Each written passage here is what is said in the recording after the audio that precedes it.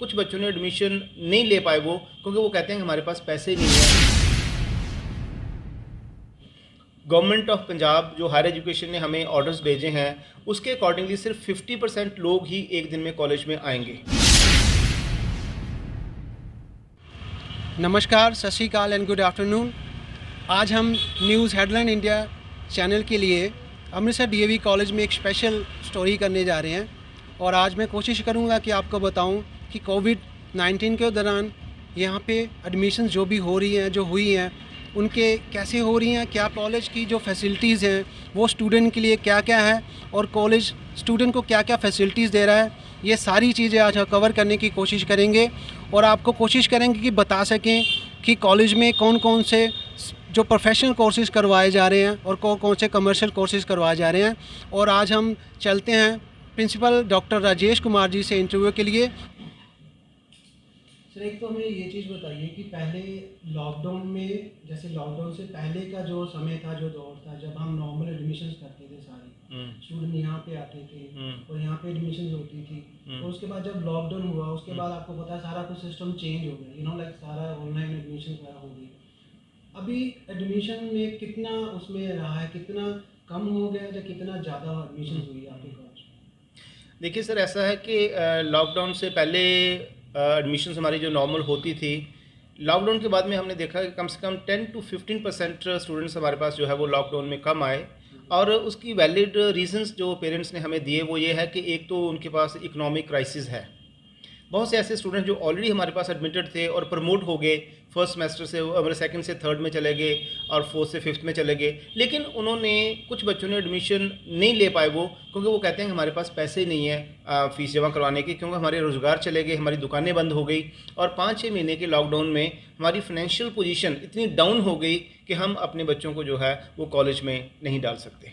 तो आप ये कह रहे हो कि ड्यू टू लॉकडाउन जो भी रहा, ड्यू टू फाइनेंशियल कंडीशन हमारी एडमिशन्स जो रहा वो थोड़ी सी कम 10 to 15%, यस बिल्कुल।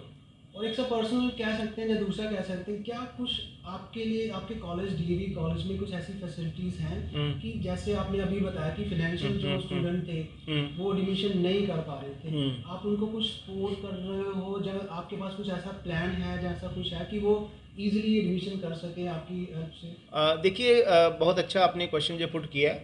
हमने एडवर्टाइजमेंट के माध्यम से, सोशल मीडिया के माध्यम से हमने पेरेंट्स तक पहुंचने की कोशिश की है कि आपके पास जितने पैसे हैं आप उसमें किस्तें कर सकते हैं। उनको फ़ी कंसेशंस हमने दी हैं, उनके प्रीवियस सेमेस्टर के जो बैलेंस थे उनको हमने वेव ऑफ भी किया है और उनको जो है ईजी इंस्टॉलमेंट में हमने कॉलेज ने लिया है उसमें। तो ये लेकिन तभी पॉसिबल है जो पेरेंट हमारे पास आएगा उसकी प्रॉब्लम तो हम सॉल्व कर सकते हैं, लेकिन जो घर से आएगा ही नहीं, हमने उनको फ़ोन किए हैं कि आपके बच्चे की एडमिशन ड्यू है, वो कहते हैं नहीं जी हम अपने बच्चे को नहीं पढ़ा सकते क्योंकि हमारे पास रिसोर्सेज नहीं हैं।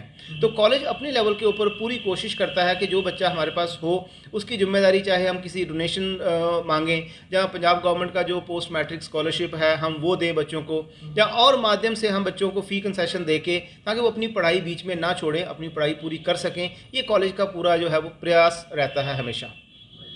और सर एक और क्वेश्चन है कि मैं फिर से रिपीट नहीं करूँ, लेकिन दैट इज डिफरेंट क्वेश्चन है कि जो ऑनलाइन स्टडी थी जो है अभी जो हो रही है और पहले वाली जो स्टडी जो क्लासरूम में करते थे, आपको क्या लग रहा है कि इनमें कितना डिफरेंस है? क्या ऑनलाइन थोड़ा बेटर है कि जब हम रेगुलर क्लास में बैठते थे वो बेटर थी? ये सर एक्सप्लेन करें। ऐसा है, जहाँ तक ऑनलाइन स्टडी का सवाल है, ऑनलाइन स्टडी अगर तो लिमिटेड अमाउंट में हो तो ये सही है, लेकिन ऑफलाइन जो फिज़िकल बच्चे की प्रेजेंस है उसका कोई अल्टरनेटिव नहीं है, उसका कोई जवाब नहीं है। अगर बच्चा सीखता है अच्छी तरह से तो वो सिर्फ फिज़िकल क्लासरूम में ही सीख पाता है। जब टीचर के साथ उसकी इंटरेक्शन होती है 1 to 1, वो सवाल पूछ सकता है, अपनी प्रॉब्लम ले सकता है।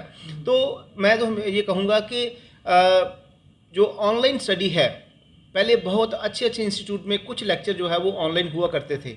अगर यही कंपोनेंट कॉलेजेस में और यूनिवर्सिटीज़ में और स्कूलों में इंट्रोड्यूस कर दिए जाएँ, लेकिन एक लिमिटेड अमाउंट में, अब इसकी ओवरडोज होगी, ज़्यादा हो गया, इसकी डोज बढ़ गई और लोगों के दिमाग के ऊपर, उनकी आंखों के ऊपर इसका असर पड़ना शुरू हो गया।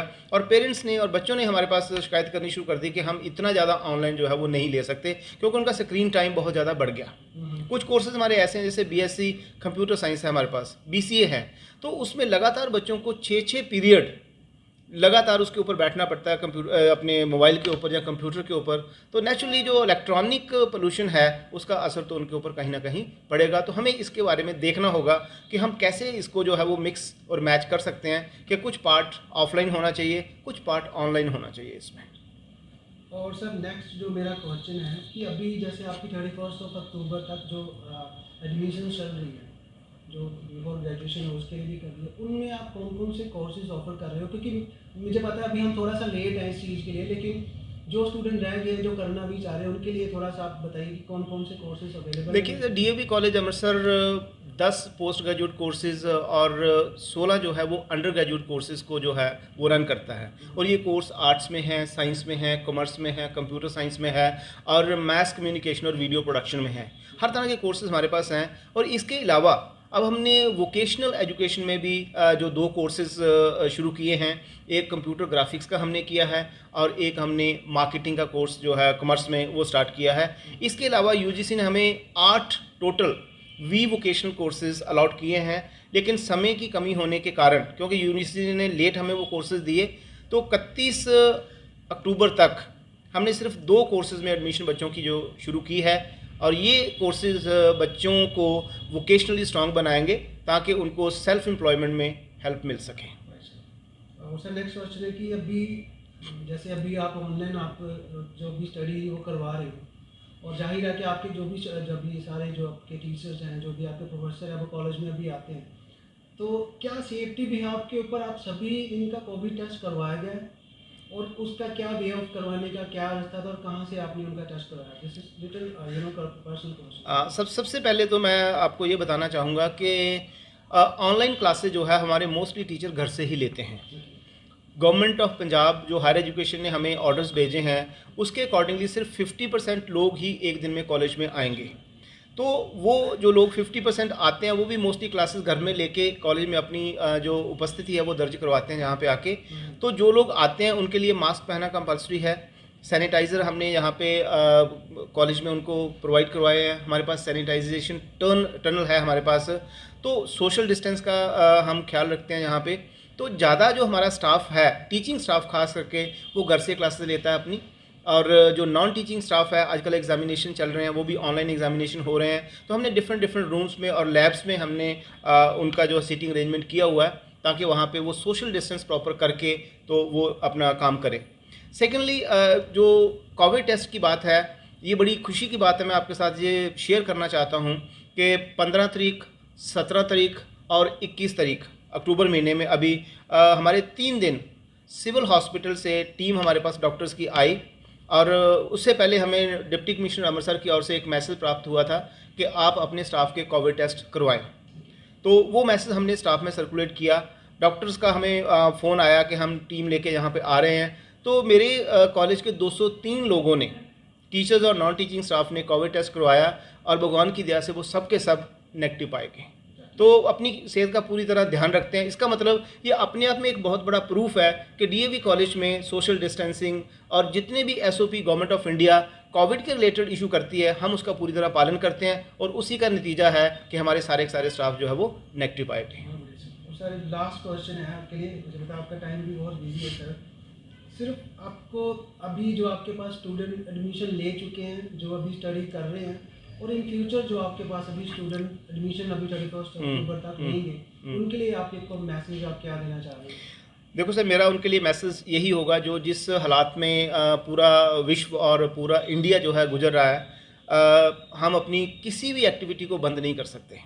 ना तो हम पढ़ाई लिखाई बंद कर सकते हैं, ना बिजनेस बंद कर सकते हैं, ना दूसरी एक्टिविटी जो है वो बंद कर सकते हैं। वो सभी साइड बाय साइड चलेंगी। और मेरा सभी विद्यार्थियों को यही आग्रह है कि वो अपना सोशल डिस्टेंसिंग का प्रॉपर पालन करें। कोविड की जो भी गाइडलाइंस हैं उनका पालन करते हुए, चाहे क्लासेस ऑनलाइन लग रही हैं, अगर हम ऑफलाइन भी आने वाले दिनों में शुरू करते हैं तो उसके हिसाब से अपना पूरी प्रिकॉशंस लेके वो कॉलेज में आएँ। और डीएवी कॉलेज हमेशा उनकी बेहतरी के लिए या उनकी वेलबींग के लिए जो भी कदम उठाने पड़ेंगे हम वो उठाएंगे।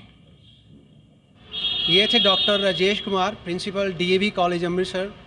और आशा करता हूँ कि आपको ये इंटरव्यू काफ़ी अच्छी लगेगी और आपके लिए काफ़ी सारी नई जानकारी भी लेके आएगी।